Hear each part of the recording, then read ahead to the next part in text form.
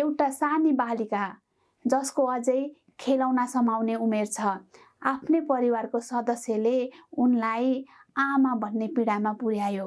आफन्त जसले सुरक्षा दिनुपर्ने थियो उनीहरू नै सबैभन्दा ठुलो अपराधी बने। अहिले ती बालिका सेफ हाउसमा छिन्।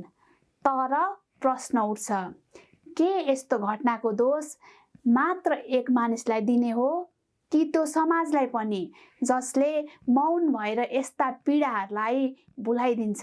यो राज्य जसले यो कुरालाई सामान्यीकरण गर्छ, त्यो न्यायालय जो पीडकको पक्षमा फैसला गर्छ, त्यो स्थानीय निकाय जसले मेलमिलापमा जोड दिन्छ, त्यो परिवार जसले बालिका उत्ताउली थिए, यत्रो महिनासम्म पनि महिनावारी नहुँदा किन थाहा पाइन, किन घरमा कुरा गरिन लगायतका अनेक लान्छना लगाउँछ।